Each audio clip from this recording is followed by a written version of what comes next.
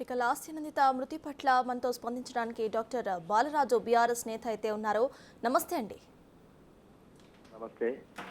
Right, మనం చూస్తున్నాము ఇవాళ మార్నింగ్ అంటే మీ పార్టీ యొక్క యువ నేత ఇట్లా చనిపోవడము, మీ స్పందన ఏంటి? నిన్ననే ఆవిడ ప్రమాణ స్వీకారం కూడా చేసిన విజువల్స్ మనం చూస్తున్నాము. సో మీ స్పందన ఎలా ఉంది? 70 రోజులు కూడా కావట్లేదు తను యువ నేతగా ఎన్నికై, యువ ఎమ్మెల్యేగా ఎన్నికై. అసలు మహిళలు రాజకీయాలకు రావడమే తక్కువ. ఆ క్రమంలోనే ఒక యువతిగా నానా ఆశయాల కోసం వాళ్ళ నాన్నగారు రీసెంట్ అంటే సంవత్సరం అయింది చనిపోయి, తిరిగి మళ్ళీ వెంటనే ఆ బిడ్డ కూడా చనిపోవడం అనేది చాలా బాధాకరం. ఇది మా పార్టీకి, అదేవిధంగా మా పార్టీ నాయకత్వానికి తీరని లోటుగా మేము భావిస్తా ఉన్నాం.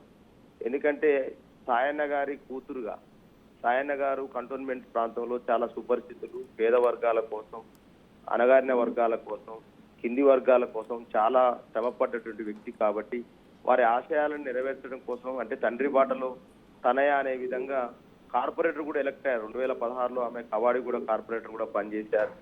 అప్పటి నుంచి కూడా నాన్నగారి ఆశ, నాన్న బాటలో బిడ్డ అన్నట్టు ఆ విధంగా ముందుకు కదిలే క్రమంలోనే మా బీఆర్ఎస్ పార్టీ అధినేత కేసీఆర్ గారు గుర్తించి మరి తన చురుగ్గా ఉన్నది, మరి తండ్రి చనిపోయినప్పుడు తండ్రి ఆశయాలు నెరవేర్చడం కోసం లాస్యానంత అయితే బాగుంటుందని చెప్పేసి యువతి ప్లస్ యువ నాయకురాలు కాబట్టి అవకాశం ఇచ్చినారు. గెలవడము, ప్రజల యొక్క మనసును ప్రేమతోని గెలవడం, ప్రమాణ స్వీకారం చేయడము. కానీ దురదృష్టవశాత్తు ఏంటంటే ఎమ్మెల్యే ఎన్నికైన తర్వాత ఒకసారి లిఫ్ట్ ప్రమాదం జరిగింది. రీసెంట్ గా నల్గొండ కేసీఆర్ గారు పెట్టినటువంటి నీళ్ల పోరులో సభకు వచ్చిన సందర్భంలో పక్కా రోడ్డులో జరిగితే ఇటువైపు వచ్చి యాక్సిడెంట్ జరిగి తను త్రుటిలో ప్రయాణించి తప్పించుకుంది. అదేవిధంగా మూడోసారి మాత్రం ఇది కాపాడలేకపోయింది.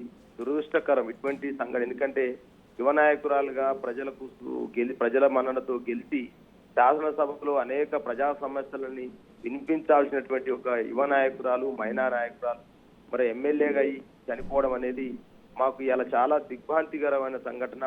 మా గుండెలు కలిసివేస్తా ఉంది. ఎందుకంటే రీసెంట్ గా కేసీఆర్ గారు బర్త్డే రోజుకు మేము తెలంగాణ భవన్ లో తలసాని సాయి కిరణ్ గారు, అదేవిధంగా మాజీ మంత్రి తలసాని శ్రీనివాస్ యాదవ్ గారు ఏర్పాటు చేసినటువంటి బయోగ్రఫీ ఏదైతే ఉందో అందరం కూడా మేము ముందు వరుసలో కూర్చొని కేటీఆర్ గారితో, మా పార్టీ వరకు మేము కేటీఆర్ గారితో సహా కూర్చొని చూసినాము. అరే ఏది ఇంతలోనే ఇట్లా జరిగిపోయింది అనేటువంటి ఒక బాధ మాత్రం కలిసి తెల్లవారు చూడగానే ఈ రకమైనటువంటి ఈ వార్త ఇంత మనం ఊహించలేదు. ఇది చాలా దురదృష్టకరమైన సంఘటన. ఆ భగవంతుడు మరి ఈ సమయంలో ఆ కుటుంబానికి కొన్నంత ధైర్యం ఇవ్వాలని, మరి ఆ కుటుంబ సభ్యుల్ని ఓదార్చలేం. ఎందుకంటే తండ్రి చనిపోయి సంవత్సరం అవుతా ఉంది. మళ్ళీ అదే కుటుంబంలో మళ్ళొక ఎమ్మెల్యేగా ఎన్నికయ్యి మళ్ళా యువ నాయకురాలుగా ఉండి చనిపోవడం అనేది 37 ఏళ్ళు పాపొత్తానికి చాలా బాధ అనిపిస్తా ఉంది. ఈ బాధను మీ బిగ్ టీవీ ద్వారా ఎట్లా పంచుకోవాలో అర్థం కావట్లే. మరి బీఆర్ఎస్ పార్టీకి ఇది తీరని లోటిది. ఇప్పుడే మా బీఆర్ఎస్ పార్టీ అధినేత కేసీఆర్ గారు దిగ్భ్రాంతి వ్యక్తం చేయడం జరిగింది. మా పార్టీ వర్కింగ్ కేటీఆర్ గారు కూడా దిగ్భ్రాంతి వ్యక్తం చేయడం జరిగింది. ఇటువంటి దురదృష్టకర సంఘటనను మీతో డిస్కస్ చేసుకుని మాట్లాడతామని మేము ఊహించట్లే. ఒక పార్టీ అధికార ప్రతినిధిగా డాక్టర్ దూదిమెట బాలయ్య యాదవ్ గా ఈ ఎమ్మెల్యేను కోల్పోవడము, మహిళా నాయకురాలుగా మరి కంటోన్మెంట్ ప్రజలకు సేవ చేయాల్సినటువంటి ఎమ్మెల్యేని కోల్పోవడం చాలా దురదృష్టకరం. మరి ఈ దురదృష్టకరమైనటువంటి సంఘటనను మీతో పంచుకుంటున్నమే బాధాకరం. ఈ సమయంలో ఆ కుటుంబానికి, ఆ కుటుంబ సభ్యులకు ఆ కొండంత ధైర్యాన్ని ఆ భగవంతుడు ప్రసాదించాలని మరి నేను ఆ ప్రగాఢ సంతాపాన్ని నా తరఫున కుటుంబానికి తెలియజేస్తా ఉన్నాను. రైట్, థ్యాంక్ యూ బాలరాజు గారు.